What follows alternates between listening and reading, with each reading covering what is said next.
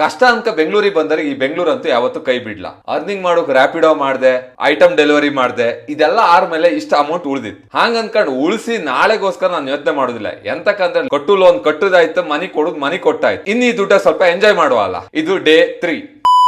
ಏಳುತ್ತ ರಾತ್ರಿ 10 ಗಂಟೆ ಎಂತಕ್ಕೆ ಎದ್ದದಂಗ್ ಗೊತ್ತಾಯ್ಕರ ಪಾರ್ಟ್ 2 ನ ಕಾಣಿ. ಅಡಿಗೆ ಮಾಡೋ ಪಾತ್ರ ಎಲ್ಲ ಐತ್, ಅದೆಲ್ಲ ಒಂದ್ ಗಳಿಗೆ ತೊಳೆದಿಕ್ಕಿ ಕೊಚ್ಚಕ್ಕಿ ಗಂಜಿಗೆ ಅಕ್ಕಿ ಇಟ್ಟೆ. ನಮ್ಗೆ ಈ ಗೌಲ್ ಗಸಿ ಇಲ್ಲ ಅಂದ್ರೆ ಊಟ ಸೇರು ಇಲ್ಲ. ಅದಕ್ಕೆ 1 ಪ್ಲೇಟ್ ಲಾಲಿಪಾಪ್ ತಕ ಬಂದೆ, ಚಿಕನ್ ಲಾಲಿಪಾಪ್. ಬೆಳಗ್ಗೆ ಎದ್ದು 1 ಬಕೆಟ್ ಬಟ್ಟಿ ಒಗ್ದು ಒಣಸಿಕ್ಕಿ ಸೀದಾ ಆಫೀಸ್ ಬದಿಗೆ ಹೊರಟೆ. ಬೇಗ ಹೋಗಿ ಪೂಜೆ ಎಲ್ಲ ಮುಗಿಸಿ ಆಫೀಸಿಗೆ ತಿಂಡಿ ಕೊಡ್ತಾರ. ಹಂಗಾಗಿ ಬೆಳಗ್ಗೆ ಖರ್ಚು ಒಂದಿಲ್ಲ. ಆ ತಿಂಡಿ ತಿನ್ಕೊಂಡ್ರ ಮೇಲೆ ಹೊಟ್ಟಿ ಬರ್ತಿ ಇದೆ, 2 ಚಾಕ್ಲೇಟ್ ಆರ್ಡರ್ ಮಾಡ್ಕೊಂಡ ಸಾಯಂಕಾಲ ಮನಿ ಬಪ್ಪತಿ 1 ಮಸಾಲ್ ಪುರಿ ಪಾನಿಪುರಿ ತಿನ್ಕೊಂಡ ಸೀದಾ ಫೋರಂ ಮಾಲಿಗೆ ಹೋದೆ. ಅಲ್ಲಿ ಕಂಡು ಖುಷಿಯಾದ ಗೇಮ್ ಗಳನ್ನೆಲ್ಲ ಆಡ್ಕೊಂಡ ಗಮ್ಮತ್ ಮಾಡ್ದೆ. ದುಡಿತ್ ಕಷ್ಟಪಡತ್, ಬಟ್ ಎಂಜಾಯ್ ಮಾಡೋ ಟೈಮಿಗೆ ಮಾಡ್ಕೆ. ವಯಸ್ಸಾದ್ಮೇಲೆ ಅಂತೂ ಮಾಡೋಕಾತಿಲ್ಲ. ನಾವು ಉಳ್ಸೋ ದುಡ್ಡಲ್ಲಿ ಬೇರೆಯವ್ರ ಗಮ್ಮತ್ ಮಾಡೋಕ್ಕಿಂತ ನಾವು ದುಡ್ಡಲ್ಲಿ ನಾವೇ ಗಮ್ಮತ್ ಮಾಡೋದು ಒಳ್ಳೇದಲ್ದ. ಹಂಗ ನಾಳಿಗೆ ಅಂತ ಮತ್ತೆ ರ್ಯಾಪಿಡೋ ಮಾಡುದಾ ಅಥವಾ ಗಮ್ಮತ್ ಮಾಡುದಾ? ಕಮೆಂಟ್ ಮಾಡಿ ಕಾಂಬಾ. ಚೂರ್ ಕೆಲ್ಸ ಇತ್ತು, ಮತ್ತೆ ಸಿಕ್ತೆ.